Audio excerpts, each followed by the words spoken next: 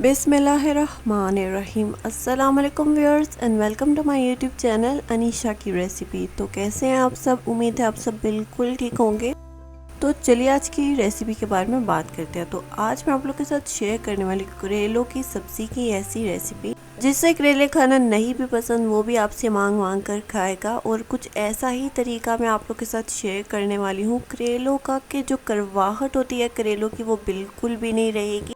तो रेसिपी को एंड तक ज़रूर देखिएगा, कोई भी पार्ट स्किप मत कीजिएगा। अब चलते हैं रेसिपी की तरफ और बनाना स्टार्ट करते हैं।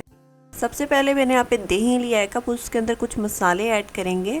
मसालों में आप अपने हिसाब से जितना आपको स्पाइसी खाना पसंद है या नहीं पसंद उस हिसाब से आप क्वांटिटी को कम और ज़्यादा कर सकते हैं। तो यहाँ पे दही के अंदर जो सारे मसाले मैंने मेंशन किए हैं वो ऐड करेंगे और अच्छे से मिक्स कर लेंगे। ये हम इस वजह से पहले ही मिक्स करके रख देंगे मसालों को दही में, ताकि जो मसाले हैं वो अच्छे से फूल जाएं और जो मसालों का टेस्ट है वो 2 गुना ज़्यादा बढ़ जाता है। और मसाले बहुत ही अच्छे बाद में टेस्ट आता है रेसिपी में जब आप ऐसे मसालों को भिगो के इस्तेमाल करेंगे। तो मैंने पहले भी आपको ये तरीका बताया था, मैंने पहले पानी में मसालों को अच्छे से भिगो के रख दिया था। तो यहाँ पे मसाले हो चुके अच्छे से दही में मिक्स। अब दही को रख दीजिए साइड पे। तो यहाँ पे मैंने करेले कट करके ऑलरेडी रख लिए हैं। मैंने यहाँ पे गोल गोल करेला कट किया, आपने बिल्कुल ऐसे ही या जैसे आप आसानी से कट कर लें वैसे आप कट कर सकते हैं। तो यहाँ पे करेलों की जो कड़वाहट होती है उसको ख़त्म करने के लिए यहाँ पे नमक ऐड करेंगे। 1 टेबलस्पून नमक ऐड करेंगे और अच्छे से मिक्स करने के बाद इसको 10 मिनट के लिए साइड पे रख देंगे। ऑलरेडी मैंने करेले वॉश किए हुए हैं, वॉश करने के बाद ही कट कीजिए अच्छे से क्लीन करके। तो यहाँ पे अच्छे से मिक्स कर लेंगे नमक ऐड करने के बाद। और इसको कोई भी आप बर्तन रख लीजिए, आपने टोकरी में रखे हैं नीचे बर्तन रख लीजिए ताकि जो एक्स्ट्रा पानी होगा वो उसमें निकल जाए। तो यहाँ पे करेले हमने तब तक साइड पे रख लिए थे 10 मिनट। तो अब यहाँ पे फ्राई करने के लिए करेलों को मैंने ऑयल ऐड किया और करेले ऐड कर लेंगे। तो यहाँ पे करेलों को रखे हुए 10 मिनट हो चुके थे, तो ऑयल गर्म हो चुका है, तब तक करेलों को ऐड कर लेंगे। एक ही बार में सारे करेले ऐड नहीं कीजिएगा, वो बर्तन पे डिपेंड करता है और ऑयल पे कि आपने कितना ऑयल ऐड किया और बर्तन कितना बड़ा है उस हिसाब से आप करेलों को मैं 2 हिस्सों में फ्राई करूँगी क्योंकि फिर जल्दी भी हो जाएंगे और ज़्यादा टाइम भी नहीं लगेगा। तो यहाँ पे बाकी के जो करेले थे वो मैंने साइड पे रख लिए। जो करेले ऐड किए थे वो अच्छे से फ्राई हो चुके हैं, आप देख सकते हैं। क्रिस्पी और लाइट गोल्डन कलर आने तक अच्छे से करेलों को पका लेंगे।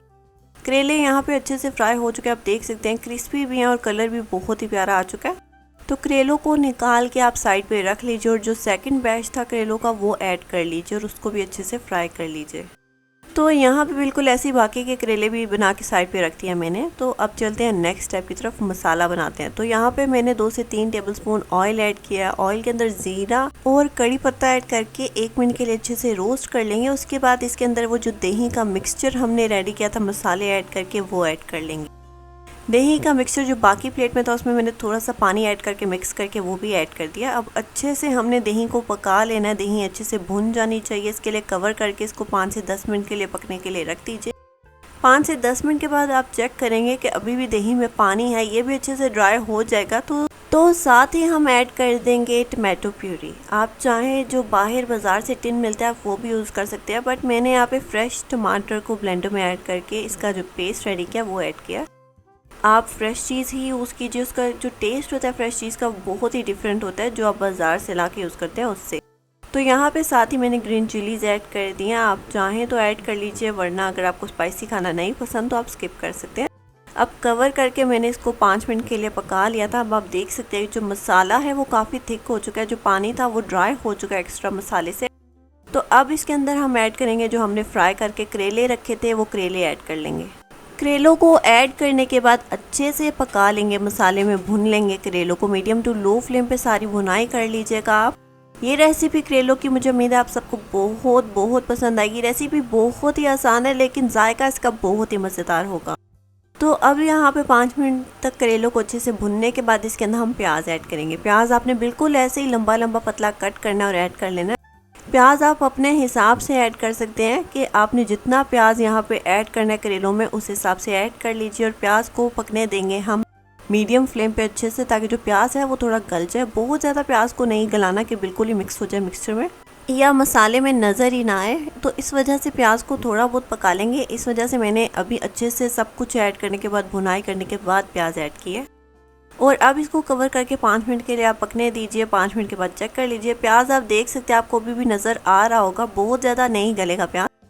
तो ये रेसिपी अगर अभी तक आपको पसंद आ रही हो तो जल्दी से वीडियो को लाइक कर दीजिए, चैनल को सब्सक्राइब कर दीजिए और ज़्यादा से ज़्यादा अपने फैमिली और फ्रेंड्स में शेयर कर दीजिए।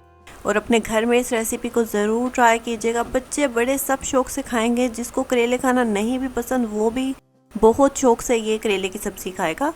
तो अगर आपको करेला जो फिल वाला होता है उसकी रेसिपी चाहिए, जिसमें कीमा भर के करेला बनाते हैं, तो मुझे ज़रूर बताइएगा। मैं इंशाल्लाह आप लोग के साथ वो रेसिपी भी जल्द से जल्द शेयर करूँगी। वैसे तो करेले खाना सबको ही पसंद होता है, लेकिन इसको बनाने में बहुत मेहनत लगती है। तो मैंने ये जो रेसिपी आप लोग के साथ आज शेयर की है, ये बहुत ही आसान है। कोई झंझट नहीं होगा आपको इसको बनाने में। बहुत ही आसानी से झटपट बना के आप इसको तैयार कर लेंगे। जायके में तो बहुत ही लाजवाब है। और जो हल्की हल्की कड़वाहट रह जाती है करेलों में, वो भी बिल्कुल नहीं रहेगी। तो यहाँ पे तकरीबन मसाले में अच्छे से बुनाई हो चुकी है करेलों की। प्याज भी बिल्कुल भी नहीं गला, आप देख सकते हैं प्याज अभी भी आपको नज़र आ रहा होगा काफ़ी देर इसको भुनने के बाद भी। और जो दही ऐड किया हमने मसाले में, वो आप दही इस वजह से भी यूज़ कर सकते हैं। जब भी आप करेले बनाएं थोड़ा सा दही ऐड कर लीजिए। उससे जो अगर थोड़ी बहुत कड़वाहट होगी भी करेलों में तो वो भी ख़त्म हो जाएगी बिल्कुल। इस वजह से आप दही चाहे आधा कप ऐड कर लीजिए या 1 कप ऐड कीजिए, लेकिन ऐड लाजमी कीजिए। और ऐड करेंगे तो मसाले उसी के अंदर ऐड कर लीजिएगा, ताकि मसालों का जो फ्लेवर है वो भी इन्हेंस हो जाता है। तो यहाँ पे मज़ीद इसको 5 से 10 मिनट के बाद भुनने के आप इसको गार्निश कर लीजिए ग्रीन चिलीज़ और कोरिएंडर लीव्स के साथ। यहाँ पे तकरीबन करेले हो चुके हैं बिल्कुल रेडी। अब मज़ीद इसको नहीं पकाएंगे और इसमें कोई भी आप देखिए ज़्यादा ऑयल वगैरह भी ऐड नहीं कीजिए। बहुत ही कम ऑयल से ये रेसिपी बन के तैयार हो जाएगी।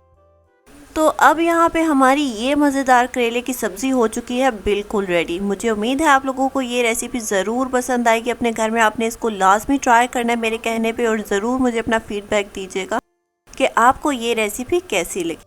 और अगर आपकी किसी और रेसिपी की फरमाइश हो तो मुझे ज़रूर बताइएगा। ईद भी आने वाली है, ख़ास तौर पे ईद के लिए अगर किसी रेसिपी की फरमाइश है तो लाजमी बता दीजिएगा। मैं इंशाल्लाह ज़रूर ट्राई करूँगी कि वो रेसिपी भी मैं आप लोग के साथ जल्द से जल्द शेयर करूँ।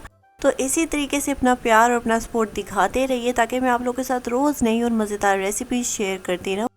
तो अब आप लोग एंजॉय कीजिए इस मज़ेदार रेसिपी को, और मैं मिलती हूँ आप लोगों को नेक्स्ट मज़ेदार रेसिपी के साथ। तब तक के लिए अल्लाह हाफ़िज़।